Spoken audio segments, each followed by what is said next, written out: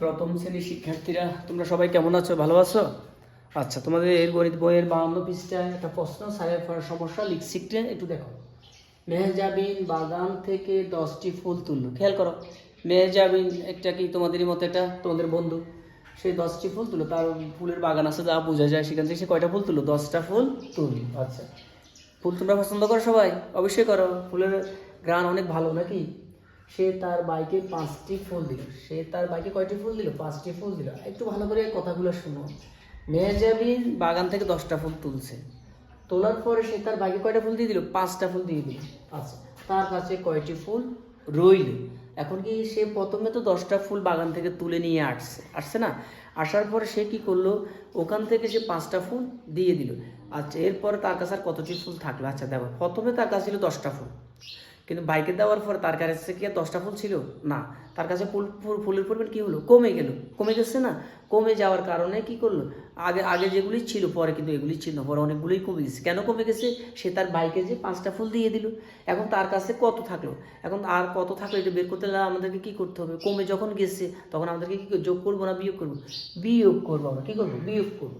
তাহলে একটু বুঝো, তোমরা একটু দেখো, আমরা যদি এই পাশে কি লেখা যায়, আমরা মেহজাবিন, আমরা লিখলাম ফুল তুললো, বাইকে ফুল দিল। কেমন? মেহজাবিন, একটু খেয়াল করো, মেহজাবিন ফুল তুললো। কয়টা ফুল তুলছে বলো তোমরা?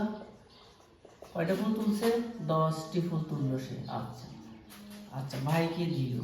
বাইকে বাইকে কয়টা ফুল দিল? বাইকে দিল কয়টি ফুল দিল? 5টি ফুল দিল।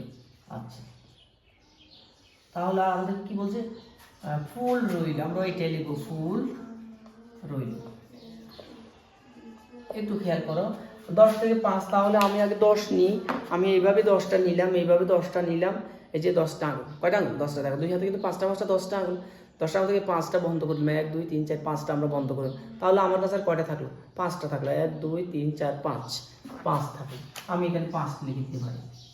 আমরা আরেকভাবে বলতে পারি, দেখো 10 তো আমি 5-এর পর থেকে 10 পর্যন্ত গুনলাম। 5-এর পরে কত? 6 7 8 9 10। তাহলে 1 2 3 4 5, এই যে 5। আমরা আরেকভাবেও বলতে পারি, ধরো 2 এটা গেলে আমাদের 2 হবে। এখন আমরা যদি এই সংখ্যাটাকে আমরা এইভাবে কাজটা করি, 10 থেকে আমরা কি করব? 5 বিয়োগ করে দেব। তাহলে আমরা একটা কাজ করি, আমরা 10টা ফুল নিই প্রথমে। আমরা এইখান থেকে 10টা ফুল নিলাম। এই যে ধরো, আমরা এখানে 10টা ফুল নিলাম, একটা, দুইটা, তারপরে 3টা, 4টা, 5টা, 6টা, 5টা, 1 2 3 4 5, আবার নিচে আরো 5টা আগে আমরা পাবো।